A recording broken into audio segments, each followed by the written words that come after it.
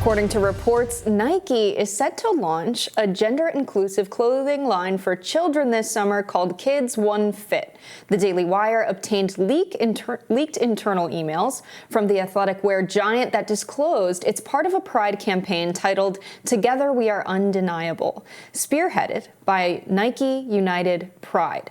President Biden slammed the rise in anti-LGBTQ+ laws that are sweeping Republican legislators across the country. Here are a few remarks from Biden yesterday at his press conference with British Prime Minister Rishi Sunak. Let's watch. These are our kids. These are our neighbors. It's cruel and it's callous. Not somebody else's kids. They're all our kids. They're the kids, and our children are the kite strings that hold our national ambitions aloft. The White House unveiled measures yesterday in response to numerous GOP-led bills banning child gender transitions and books showing sexually explicit material. What do you think about Biden's comment that the kids are our kids? It's not a very politically popular message. It basically lost Terry McAuliffe the governor's race in Virginia. Yeah, these are our kids. It's very... As he sniffs one's hair. Yeah, Biden is not the best speaker. We know this very well. I think that a better message from a president of the United States would be, we have a lot of freedoms and rights guaranteed by the Constitution. Are you infringing on a family's right to raise their child by denying them medical care that they want their kid to have or health care that they want their kid to have? I don't think that would be extremely controversial, and it might be better messaging than saying your kids are my kids too, they're all our children and we should protect them, and that's why I'm against these laws. I think it's really a bad message from Biden. It doesn't seem like one that was even fleshed out by a team. Yeah, it's not good. Your message would definitely probably be more palatable to a lot of people who are not as aggressive on the trans stuff as maybe I am or other conservatives are.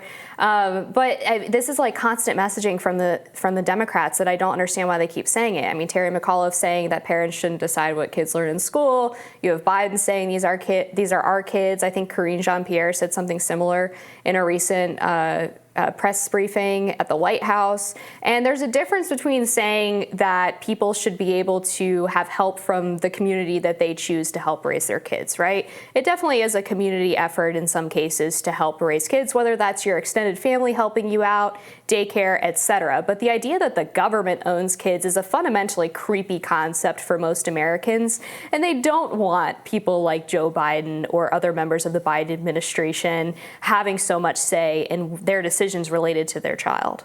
Yeah, I think that's exactly why some families don't like these bills. I don't think it should be a problem. If there's a family, they're raising a child, and the child says to them, I think maybe this should be a part of it, that it's definitely coming from the child, which I can't imagine a scenario where there's ever a parent that says, we're gonna go through a gender transition where the child themselves doesn't want it. However, a minor can't make big medical decisions like that for themselves in the eyes of the law. The parent needs to be involved. That makes sense. I think there should be nothing wrong with putting a child on puberty blockers if they feel that they don't identify with their sex assigned at birth.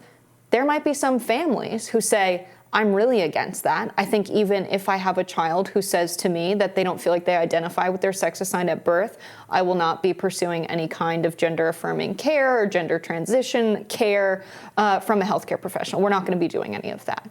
Okay, that's your right as a parent. Do I agree with it? Would I do it for my own child? No. But it's your right as a parent. I think that's fair. And to pass laws that deny people from getting that care for their child, I think is an overstep of government.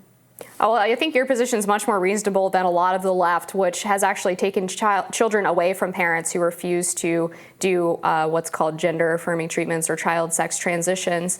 But I think that these things are child abuse for a couple of reasons. It is very common that parents basically project their feelings about the kid's gender onto them. About 50% of moms of sons who say that they identify as girls have borderline personality disorders. In addition, about 80% of kids who say that they identify as a member of the opposite sex end up growing out of their gender dysphoria by adulthood. So if we put them on this medication that has long-lasting, irreversible consequences, you're basically not giving them the opportunity to come to terms accordance with the body that they were born in. Not to mention the fact that there's a study from Stanford that found that gender hormone therapy does not actually reduce suicidality, depression, or anxiety in children who get on it who suffer from gender dysphoria. So not only do these treatments not work, but they also have permanent consequences for children, whether it's sterilization, brittle bone syndrome, or mental fog and brain development issues that come from transitioning from puberty blockers to hormone therapy.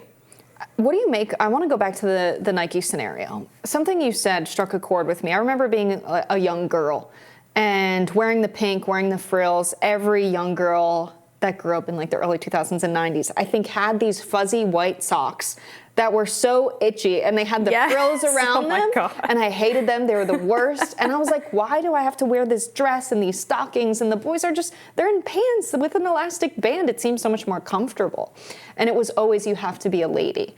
And so I think that the teaching of gender from a very young age, long before puberty, was honestly detrimental to me and figuring out who I was and what I liked and how I wanted to dress just as a person. And I'm a very feminine person, and still that drove me crazy as a child. So I really like that Nike's like, hey, you guys are just kids. Your bodies are basically the same. We'll offer different sizes, different colors. Why is kids' clothing divided by gender? I think for me, that was very confusing. And something you said about parents imposing gender identity onto their child.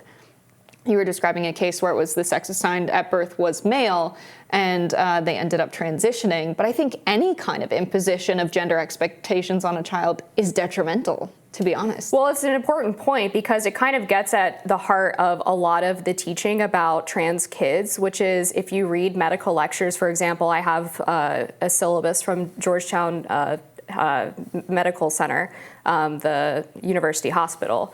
And they basically say that early signs that your kid may be transgender is that they wear clothing or play with toys that don't match the gender binary, or basically what they're expected to play with. So if a boy is playing with Barbie dolls, that could be an indication that the child may have been born in the wrong body. And I think that's really damaging because kids should be able to experiment a little bit. And just because a girl likes to wear boy clothing doesn't necessarily mean that they're going to end up having gender dysphoria. And I think it can actually cause feelings of gender dysphoria when we impose that strict idea of gender roles and clothing associated with gender. And so I don't have a problem with gender inclusive clothing on its face when it's marketed in a sense that it is related to transgenderism. I think that only confuses kids about what they're supposed to be even more. And kids don't have the ability to understand a complex idea of gender roles the way that adults do. And so when you give them the idea that if they don't conform to wearing skirts or dresses all the time, that they might be a member of the opposite sex, I think that's damaging. And it does kind of convince some kids that they might be better off going through a gender transition when they might not have necessarily had any issues with their gender prior. Yeah, I think the parents' oftentimes number one concern is making a mistake and messing their child up and being the person that traumatizes their child in any way.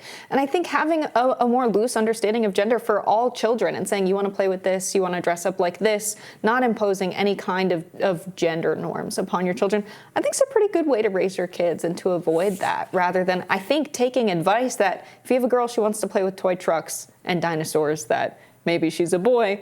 Yeah, I don't agree with that. Yeah, hopefully you can be a girl who likes non-girly things, and that doesn't necessarily mean you have to be medicalized for it. Yeah, I don't think we're getting transition surgeries based off of just that alone. That would be very scary, and I understand the caution around that, but we're going to have to leave it there. We love this topic every time we discuss it. More rising after this.